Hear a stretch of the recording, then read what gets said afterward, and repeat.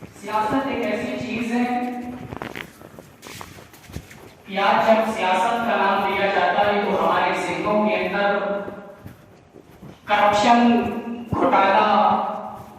ظلم، بدعنوانیاں اور ناانصافیاں جیسے عظیم جرائم ہمارے ذہنوں کے اندر گھوم جاتے ہیں۔ ہم میں سے اکثر لوگ یہی سمجھتے ہیں کہ سیاست کا دین اور دھرم سے کوئی تعلق نہیں۔ سیاست کو چند مفاد پرست اور خود غرض لوگوں نے اتنا آلودہ اور اتنا گندا کر دیا کہ لوگ سیاست کے نام سے بھی گھن محسوس کرتے ہیں۔ حالانکہ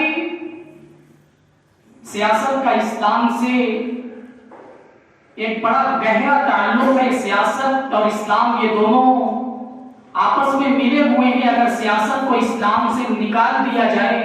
تو پھر اس سیاست کے اندر ناانصافیاں، ظلم، کرپشن اور گھوٹالے کے سوا کچھ نہیں بچے گا۔ علامہ اقبال نے بڑی بہترین بات کہی کہ جدا ہوتی سیاست سے تو رہ جاتی ہے چنگیزی۔ اسلامی سیاست ایک ایسی سیاست ہے جہاں پر کسی کے ساتھ کوئی ناانصافی نہیں کی جاتی، جہاں عدل و انصاف کا سکہ چلتا ہے۔ آج سیاست کو اتنا گندا اور اتنا آلودہ کر دیا گیا ہے کہ لوگ سیاست کے نام سے گھن محسوس کرتے ہیں، اور جو شخص سیاست کے اندر اپنا قدم جما لیتا ہے لوگ اس کے یہاں دعوت کھانا اور اس کے یہاں کسی پروگرام میں جانا بھی گوارا نہیں کرتے۔ لوگ اس کی کمائی کے اوپر، اس کے کھان پان کے اوپر لوگ شک کرتے ہیں۔ اس کے یہاں دعوت کھانے لوگ مناسب نہیں سمجھتے، لوگوں کے نزدیک ان کی کمائی جائز نہیں رہ جاتی۔ حالانکہ مذہب اسلام کی سیاست کچھ الگ سی سیاست ہے۔ مذہب اسلام کی سیاست تو یہ کہ جہاں عدل و انصاف کا سکہ چلتا ہو۔ مذہب اسلام کی سیاست تو وہ ہے جہاں امیر اور غریب سارے لوگوں کے اوپر ایک جیسا قانون نافذ ہوتا ہو۔ قبیلہ بنو مخزوم کی ایک عورت چوری کرتی ہے، صحیح بخاری کی روایت کے اندر آتا ہے اللہ کے نبی صلی اللہ علیہ وسلم کے پاس مقدمہ آتا ہے۔ شریعت اسلامیہ کا قانون ہے کہ چوری کرنے والے کا ہاتھ کاٹ دیا جائے۔ السارق والسارقۃ فاقطعوا ایدیہما، کہ چوری کرنے والا مرد اور چوری کرنے والی عورت دونوں کا ہاتھ کاٹ دیا جائے۔ قبیلہ بنو مخزوم کی عورت چوری کرتی ہے، اللہ کے نبی صلی اللہ علیہ وسلم کا حکم ہوتا ہے کہ ہاتھ کاٹ دیا جائے۔ بڑا قبیلہ ہے، لوگوں کے اندر چینی گوئیاں ہونے لگتی ہیں کہ اگر ہاتھ کاٹ دیا جائے تو قبیلے کی ساکھ میں پٹا پڑے گا، قبیلے کا نام خراب ہوگا۔ اللہ کے نبی صلی اللہ علیہ وسلم سے سفارش کی جائے کہ سزا تبدیل کی جائے، لیکن کسی کے اندر اتنی ہمت نہیں تھی کہ اللہ کے نبی صلی اللہ علیہ وسلم کے پاس آ کر سفارش کی جائے۔ اللہ کے نبی صلی اللہ علیہ وسلم کے چہیتے حضرت اسامہ بن زید کو سفارشی بنا کر اللہ کے نبی کی خدمت میں بھیجا جاتا۔ اللہ کے نبی کے پاس اسامہ بن زید آ کر سفارش کرتے ہیں، اللہ کے نبی کا چہرہ غصے سے لال ہو جاتا ہے۔ اللہ کے نبی کہتے ہیں اتکلمونی حد من حدود اللہ، اے اسامہ کیا تم اللہ کے حدود میں سے کسی حد کی سفارش کرنے آئے ہو؟ اور پھر اللہ کے نبی صلی اللہ علیہ وسلم کھڑے ہوتے ہیں، صحابہ کو مخاطب کرتے ہیں اور یہ خطبہ دیتے ہیں کہ اے لوگوں، تم میں سے پہلے کی قومیں اسی وجہ سے ہلاک و برباد ہو گئی کہ جب ان میں سے کوئی رئیس یا کوئی بڑا شخص کوئی گناہ کرتا، کوئی جرم کرتا تو اسے یوں ہی چھوڑ دیتے تھے، لیکن اگر کوئی غریب کوئی جرم کرتا، کوئی گناہ کرتا تو اس کے اوپر سزا نافذ کی جاتی تھی۔ اے لوگوں، تم قبیلہ بنو مخزوم کی فاطمہ کی سفارش کرنا چاہتے ہو، سنو، والذی نفسی بیدہ، قسم ہے اس ذات کی جس کے قبضے میں محمد کی جان ہے، لو ان فاطمہ بنت محمد سرقت، تم قبیلہ مخزوم کے فاطمہ کی بات کرتے ہو، اگر فاطمہ بنت محمد بھی چوری کرے تو یہ محمد رسول اللہ اس کا بھی ہاتھ کاٹ دیں گے۔ اسلامی سیاست تو یہ ہے جہاں سارے لوگوں کے اوپر ایک جیسا قانون ہو، جہاں سارے لوگوں کے لیے ایک ہی جیسا قانون اور ایک جیسا نیم ہو، جہاں امیر اور غریب کے درمیان کوئی مساوات، جہاں امیر اور غریب کے درمیان کوئی تفریق نہ ہو، سب کے لیے ایک جیسا قانون جاری ہو، یہ اسلامی سیاست ہے۔ اسلامی سیاست تو وہ ہے جہاں خلیفہ وقت بھی ایک غلام کے برابر تنخواہ لیتا ہو، ایک نوکر کے برابر تنخواہ لیتا ہو۔ اللہ کے نبی صلی اللہ علیہ وسلم کا انتقال ہوتا ہے، نبی اکرم کے انتقال کے بعد حضرت ابو بکر صدیق رضی اللہ تعالی عنہ کو خلیفہ منتخب کیا جاتا ہے۔ حضرت ابو بکر صدیق تاجر آدمی تھے، آپ کے ہاتھ کے اوپر بیعت کی گئی اور اگلے روز حضرت ابو بکر صدیق رضی اللہ تعالی عنہ کام کرتے حضرت عمر نے دیکھا کہ ابو بکر صدیق کام پر جا رہے ہیں، آواز دے کر روکا کہاں جا رہے ہیں؟ حضرت ابو بکر صدیق نے کہا کہ کام پر جا رہے ہیں۔ حضرت عمر نے کہا کہ اگر آپ کام کریں گے تو رعایا کون سنبھالے گا؟ میٹنگ کی گئی اور میٹنگ کے اندر یہ فیصلہ کیا گیا کہ ابو بکر صدیق کے لیے بیت المال سے تنخواہ مقرر کی جائے۔ اب سوال پیدا ہوا کہ کتنی تنخواہ ہوگی؟ ابو بکر صدیق نے کہا کہ ریاست مدینہ کے اندر ایک مزدور کی جتنی اجرت ہوتی ہے وہی میری تنخواہ ہوگی۔ پوچھنے والوں نے پوچھا اے ابو بکر اس معمولی سی تنخواہ کے اندر گزارا کیسے کرو گے؟ ابو بکر صدیق رضی اللہ تعالیٰ عنہ نے بڑا پیارا جواب دیا کہ اگر میرا گزارا نہیں ہوگا تو ریاست مدینہ کے مزدوروں کی تنخواہ بڑھا دوں گا، کیونکہ جس تنخواہ کے اندر ابو بکر صدیق کا گزارا نہیں ہو سکتا اس تنخواہ کے اندر کسی مزدور کا بھی گزارا نہیں ہو سکتا۔ اگر میرا گزارا نہیں ہوا تو میں ریاست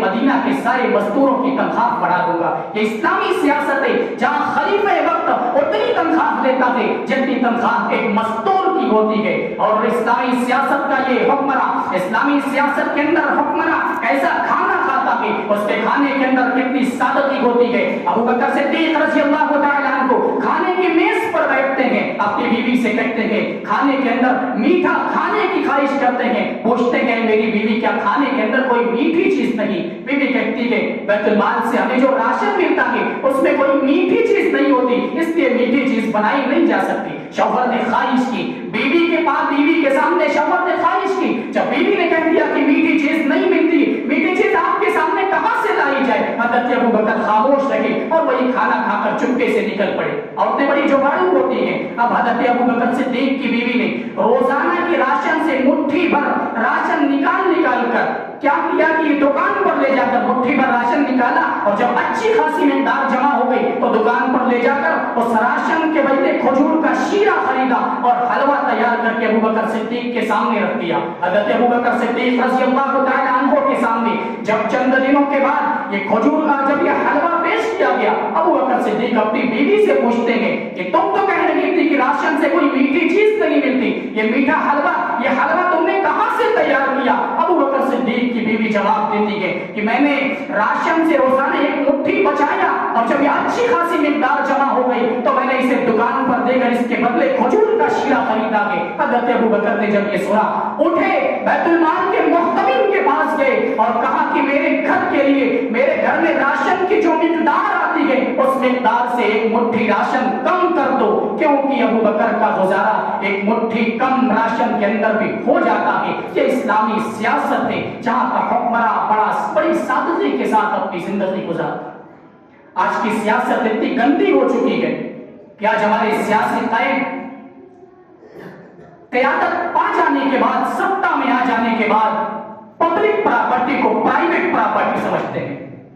رعایا کے مال کو وہ اپنا مال سمجھ کر کھاتے ہیں، گھوٹالے کرتے ہیں۔ لیکن اسلامی سیاست کا حکمراں ایک ایسا، اسلامی سیاست کے حکمرانوں کی یہ حالت تھی، اسلامی سیاست تو یہ تھی کہ حکمراں کو قرض لینے کے لیے رعایا کے پاس جانا پڑتا تھا۔ 22 لاکھ مربع میل پر حکومت کرنے والی شخصیت حضرت عمر فاروق رضی اللہ تعالیٰ عنہ کو قرض کی ضرورت پڑتی ہے، رعایا میں سے اپنے رعایا میں سے ایک فرد حضرت عبد الرحمن بن عوف کو خط لکھتے ہیں اور کہتے ہیں کہ مجھے قرض کی ضرورت ہے، مجھے کچھ روپیہ تو مجھے کچھ قرض کی ضرورت ہے، قرض عطا کرو۔ حضرت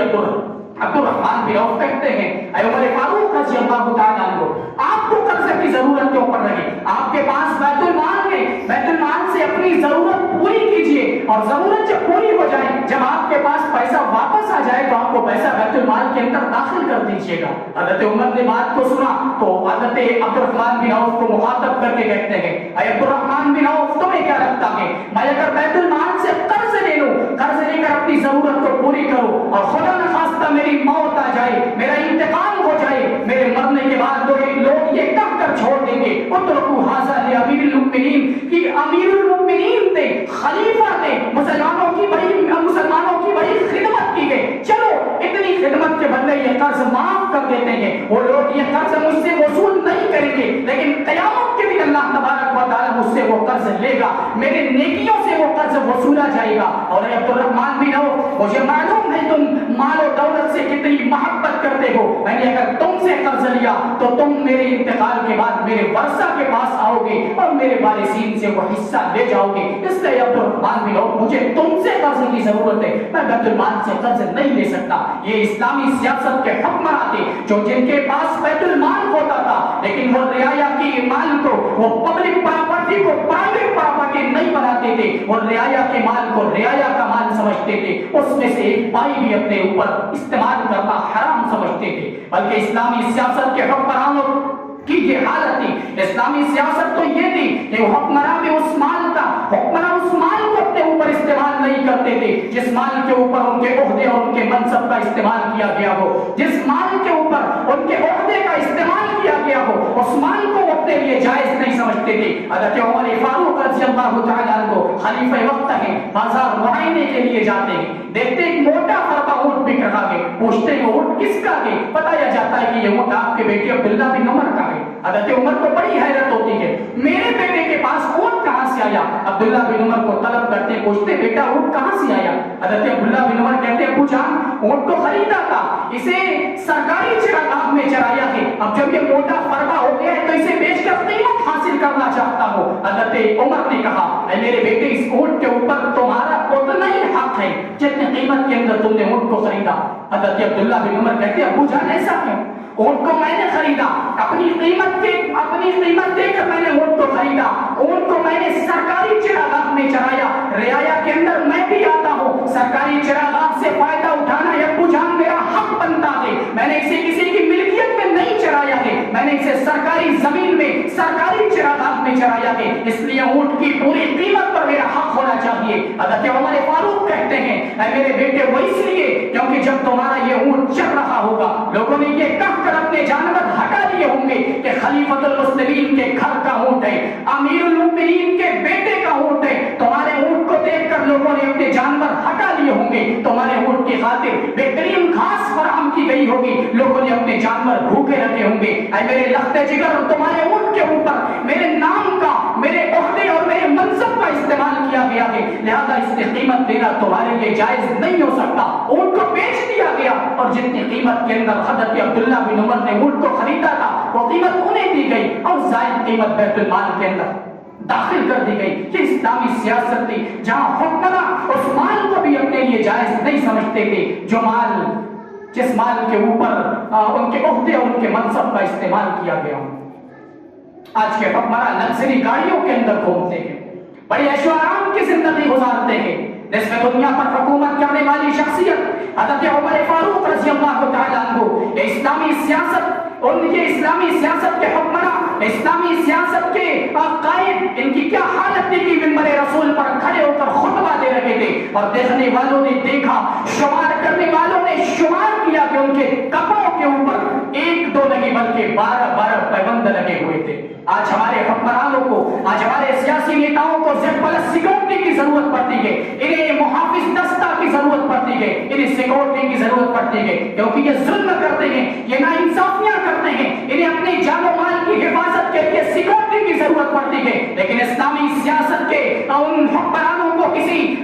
सिक्योरिटी की और किसी मुहाफिज दस्ते की जरूरत नहीं होती थी। किसरा की जानिब से रमजान हज़रत उमर फारूक रज़ियल्लाहु तआला अन्हु से मुलाकात के लिए आता है, हज़रत उमर फारूक से मुलाकात के लिए आता है, मदीना के अंदर दाखिल होकर सवाल करता है कि खलीफा का महल कहां है? बताने वाले ने बताया कि हमारे यहाँ महल नहीं होते, हमारा खलीफा मिट्टी के झोपड़े के अंदर रखता है, हमारा खलीफा किसी महल के अंदर नहीं रहता। रमजान पूछता है तुम्हारे खलीफा का सिक्योरिटी, तुम्हारे खलीफा की सिक्योरिटी कहां है, मुहाफिज दस्ता कहां है? बताया गया कि हमारे खलीफा को किसी सिक्योरिटी की, किसी मुहाफिज दस्ते की जरूरत नहीं है, उसे वो हज़रत उमर फारूक के घर की तरफ आता है, दरवाजे पे दस्तक देता है, हज़रत उमर फारूक का बेटा बाहर निकलता है और रमजान पूछता है खलीफा वक्त कहां है, तुम्हारा खलीफा कहां है? हज़रत अब्दुल्ला, गालिबन हज़रत अब्दुल्ला बिन उमर थे, अब्दुल्ला बिन उमर जवाब देते हैं कि या तो वो मस्जिद के अंदर होंगे या फिर शहर के अंदर गए होंगे। बहरहाल रमजान हज़रत उमर फारूक को तलाशते तलाशते उन्हें पाता है,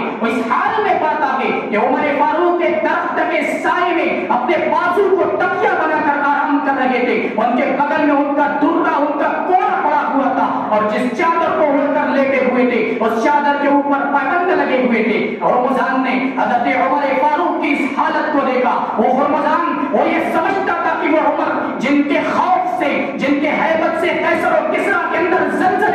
جن کے ڈر سے قیصر و کسریٰ کی حکومتیں کانپتی ہیں، اس نے جب حضرت عمر فاروق کو اس حالت میں دیکھا کہ زمین پر بغیر کسی سیکورٹی کے، بغیر کسی محافظ دستے کے سوئے ہوئے ہیں، تو اس کے اوپر ہیبت طاری ہو گئی اور بڑا تاریخی جملہ کہا کہ عدل تفا منک یا عمر، اے عمر تم نے عدل کیا، اس لیے آج تم امن کے ساتھ، سکون کے ساتھ آرام کی نیند سو رہے ہو۔ اے عمر ہمارا بادشاہ، ہمارے حکام ظلم کرتے ہیں، ناانصافیاں کرتے ہیں، رعایا کے ساتھ رعایا کے مالوں کا گھپلہ کرتے ہیں، کرپشن کرتے ہیں، گھوٹالے کرتے ہیں، اس لیے ہمارے حکام کو، ہمارے قائدین کو اس لیے سیکورٹی کی ضرورت پڑتی ہے۔ اے عمر تم تو عدل کے ساتھ حکومت کرتے ہو، اس کی عدل تفا منک یا عمر، اس لیے عمر تم آج بڑے آرام سے اور بڑے سکون کے ساتھ سو رہے ہو۔ اے عمر تمہیں کسی سیکورٹی کی، تمہیں کسی محافظ دستے کی ضرورت نہیں ہے۔ اسلامی سیاست کے اندر حکمراں حضرت عمر فاروق رضی اللہ تعالیٰ عنہ کو دیکھیے، بیت المقدس فتح ہوتا ہے۔ اسلامی سیاست صرف ان مسلمانوں کے ساتھ نہیں، بلکہ اسلامی سیاست تو وہ ہے جہاں ہر دھرم کا سمان کیا جاتا ہے، ہر مذہب کا سمان کیا جاتا ہے۔ حضرت عمر فاروق رضی اللہ تعالیٰ عنہ بیت المقدس جاتے ہیں، عیسائیوں سے معاہدہ ہوتا ہے، معاہدہ لکھا جا رہا ہے کہ عیسائیوں کے جان و مال کی حفاظت کی جائے گی، ان کے عبادت گاہوں کی حفاظت کی جائے گی، ان کے عبادت گاہوں کو توڑا نہیں جائے گا اور نہ ان میں رہائش اختیار کی جائے گی۔ ابھی معاہدہ لکھا جا رہا تھا کہ اذان کا وقت ہو گیا، نماز کا وقت ہو گیا، پادریوں نے اجازت دے دی کہ عمر فاروق آپ گرجا گھر میں نماز پڑھ سکتے ہیں۔ حضرت عمر فاروق نے گرجا گھر میں نماز نہیں پڑھی، گرجا گھر سے باہر نکل کر چبوترے پر نماز پڑھی اور بعد میں نماز پڑھنے کے بعد کہا کہ میں نے گرجا گھر کے اندر اس لیے نماز نہیں پڑھی کیونکہ بعد میں آنے والی نسل ہو سکتا ہے یہ کہہ کر اس گرجا گھر کے اوپر قبضہ کر دے کہ عمر فاروق نے اس گرجا گھر میں نماز پڑھی تھی، اس لیے یہ گرجا گھر ہمارا ہے۔ ہو سکتا ہے آنے والی نسل عمر فاروق کا حوالہ دے کر اس گرجا گھر کے اوپر دستاویزی کی کوشش کریں، اس لیے عمر فاروق نے گرجا گھر میں نماز نہیں پڑھی بلکہ گرجا گھر کے باہر نکل کر چبوترے کے اوپر نماز پڑھی۔ مذہب اسلام صرف اسلام کا مسلمانوں کے درمیان نہیں بلکہ ہر دھرم کا آدر کرتا ہے۔ اسلامی سیاست کے اندر ہر دھرم کا سمان کیا جاتا ہے۔ اسلامی سیاست کا یہ حکمراں حضرت عمر فاروق رضی اللہ تعالیٰ عنہ خلیفہ وقت ہیں، لیکن رعایا کی اتنی فکر ہوتی تھی کہ راتوں کو کبھی چین کی نیند نہیں سوتے تھے، راتوں کو اٹھ کر گشت کیا کرتے تھے۔ ایک بار گشت کر رہے تھے، ایک شخص کو دیکھا بڑا پریشان حال کنارے پر بیٹھا ہوا ہے، اس شخص کے پاس جاتے ہیں، اس سے اس کا دھرم نہیں پوچھا کہ کس مذہب کے ماننے والے ہو، اس سے اس کا مسلک نہیں پوچھا کہاں کے رکھنے والے ہو، اس کے پاس جاتے ہیں اور پوچھتے ہیں کہ عمر فاروق کی سلطنت میں رکھنے والے پتہ تجھے کون سی پریشانی ہے، کس مجبوری کے تحت تم رات میں باہر نکلے ہو؟ اس نے بتانے سے انکار کر دیا۔ حضرت عمر فاروق اس کے پاس بیٹھتے ہیں، اسے دلاسا دیتے ہیں اور کہتے ہیں کہ مجھے اپنا دوست سمجھو، اور پھر اس کو اپنا دوست بناتے ہیں اور پھر اس سے اپنی مصیبت کو اگلواتے ہیں۔ وہ کہتا ہے کہ بیوی درد ذہن میں مبتلا ہے، پیدائش قریب ہے اور یہاں پر میرے پاس کوئی انتظام نہیں، بیوی بغل میں خیمہ لگا کر رکھا ہوا ہے، اسی خیمے کے اندر بیوی موجود ہے۔ حضرت عمر یہ سنتے ہیں، بھاگتے ہوئے گھر آتے ہیں، اپنی بیوی حضرت ام کلثوم بنت علی جنہیں خاتون اول بھی کہہ سکتے ہیں، اپنی بیوی سے کہتے ہیں اللہ کے ایک نیک کام ہے۔ بیوی کو پورا واقعہ بتاتے ہیں، بیوی ضروریات کے سامان لے کر نکلتی ہے۔ حضرت عمر فاروق اپنی بیوی کو لے کر جاتے ہیں، بیوی کو خیمے کے اندر بھیج دیتے ہیں اور اس میں دنیا پر حکومت کرنے والا 22 لاکھ مربع میل پر حکومت کرنے والا یہ شخص خود اپنے ہاتھ سے چولہا جلاتا ہے اور کھانا تیار کرتا ہے۔ حضرت عمر فاروق کھانا تیار کر رہے ہیں، اندر سے ولادت ہوتی ہے اور اور آپ کی بیوی آواز لگاتی ہے، امیر المؤمنین اپنے دوست کو بیٹے کی خوشخبری سنائیے۔ جب دیہاتی شخص کے کاموں میں امیر المؤمنین کا لفظ جاتا ہے تو وہ شخص ڈر کر دور بھاگنے لگتا ہے۔ حضرت عمر کہتے ہیں گھبراؤ نہیں، یہ عمر فاروق کی سلطنت ہے۔ اور حضرت عمر کھانا تیار کرنے کے بعد اس پہلے خیمے کے اندر بھیجتے ہیں اور پھر اس کے بعد وہ دیگچی اس شخص کے پاس لے کر آتے ہیں کہ لو تم رات بھر جاگ رہے تھے تو یہ کھانا کھا لو۔ یہ اسلامی سیاست کے حکمراں تھے، یہ اسلامی سیاست تھی جہاں رعایا کے درد کو سمجھا جاتا تھا۔ آج سیاست کو گھوٹالا اور کرپشن کے نام پر آج سیاست بالکل آلودہ کر دی گئی ہے، آج سیاست گندی کر دی گئی ہے۔ اور سیاست کیوں نہ گندی ہو، آج مسلمانوں نے سیاست سے دوری اختیار کر لی ہے، آج ہمارا سیاست میں کوئی مقام ہم تو ہر پارٹی کے اندر ایک دری بچھانے کا کام کرتے ہیں، ہمارا سیاست میں کوئی لینا دینا نہیں، ہم ہر جلسوں کے اندر دری بچھاتے ہیں، حالانکہ ہم اگرچہ اقلیت کے اندر ہیں لیکن ہمارا وہ مقام ہے جو کھانے میں نمک کا ہوتا ہے، کھانے میں اگر نمک نہ ہو تو وہ کھانا بے مزہ ہوتا ہے، ہم اگرچہ اقلیت کے اندر ہیں لیکن ہمارے ووٹوں سے حکومت بن سکتی ہے اور ہمارے ہاتھوں میں حکومت کا بگاڑنا بھی ہے، لیکن مسلمان اپنے آپسی اختلافات کو لے کر، اپنے آپسی انتشار کو لے کر ہر مرتبہ غیر مسلموں کو اور ایسی پارٹیوں کو فائدہ پہنچاتے ہیں جو مسلمانوں کو، ان کے دین کو اور ان کی مسلم بہنوں کی عزت و عصمت کو لوٹنے کا کام کرتے ہیں، جو مسلمان بہنوں کی عزت و عصمت کو لوٹنے کا کام کرتے ہیں، جو مذہب اسلام کے اوپر کیچڑ اچھالنے کا کام کرتے ہیں۔ مسلمان اپنے آپسی انتشار کو لے کر ایسی پارٹیوں کو فائدہ پہنچاتے ہیں۔ آج مسلمانوں کو سیاست میں آگے آنے کی ضرورت ہے، سیاست میں اپنی قیادت کی ضرورت ہے۔ آج مسلمان سیاست میں غلام بنے ہوئے ہیں، وہ مسلمان جنہیں سیاست کرنا چاہیے تھا، جنہیں دنیا کو سیاست سکھانی چاہیے تھی، آج یہ غیر قوموں سے سیاست سیکھ رہے ہیں، غیر قوموں کی غلامیاں کر رہے ہیں۔ سیاست کرنی ہے، آپ آگے آئیے، اپنے قیادت بنائیے، اپنی سیادت کیجیے۔ سیاست اسلامی سیاست صرف مسلمانوں کے لیے نہیں ہے، اسلامی سیاست سارے دھرموں کو ایک طریقے کا ایک بہترین زندگی جینا سکھاتی ہے۔ اسلامی سیاست کے اندر امن و شانتی ہے، اسلامی سیاست کے اندر عدل و انصاف ہے، اسلامی سیاست کے اندر ہر شخص کو اس کے حقوق دیے جاتے ہیں، اسلامی سیاست کے اندر کسی کے ساتھ گھپلا نہیں کیا جاتا، کسی کا حق نہیں مارا جاتا۔ اور آنے والے 7 مارچ کو غالباً ہمارا ووٹ ہے، ہم 7 مارچ کو ووٹ دینا ہے۔ آپ ووٹ دینے کو صرف اس ناحیے سے مت دیکھیے کہ آپ ووٹ دے رہے ہیں، ووٹ کو آپ اس ناحیے سے دیکھیے کہ آپ ووٹ کر رہے ہیں، اور آپ کے ووٹ کرنے کا مطلب آپ کسی کو تعاون کر رہے ہیں، آپ کسی کو سپورٹ کر رہے ہیں۔ اور قرآن کہتا ہے تعاونوا علی البر والتقوی، نیکی اور بھلائی کے کام میں ایک دوسرے کی مدد کرو۔ آپ اگر کسی نیتا کو ووٹ کر رہے ہیں، کسی کو سپورٹ کر رہے ہیں، آپ کے تعاون سے، آپ کے ہیلپ سے وہ نیتا سत्ता میں آئے گا، حکومت میں آئے گا۔ اس لیے آپ ووٹ کرنے سے قبل سوچئے اور بہت غور و فکر کرنے کے بعد کسی ایسے نیتا کا انتخاب کیجئے جو نیتا آپ کے حق میں مفید ہو، آپ کے قوم کے حق میں مفید ہو، مسلمانوں کے لیے مفید ہو۔ آپ جوش میں آ کر، جذبات میں آ کر یا کسی کی چکنی چپڑی باتوں میں آ کر کسی ایسے نیتا کا انتخاب مت کر لیجئے جو آپ کے لیے نقصان دہ ہو، آپ کے پوری قوم کے لیے نقصان دہ ہو، جو مصیبتوں کے وقت آپ کے سامنے نہ آتا ہو۔ آپ ہوش میں، آپ سمجھداری کے ساتھ، فہم و فراست سے کام لے کر ایک ایسے نیتا کا انتخاب کیجئے، ایک ایسے لیڈر کو چنیے جو لیڈر واقعی آپ کے درد کو سمجھنے والا ہو، جو واقعی آپ کے بیچ میں رکھنے والا ہو۔ اور اگر آپ یہ سوچ رہے ہو کہ میں کسی پارٹی کو سپورٹ کروں تو یہ ناممکن چیز ہے۔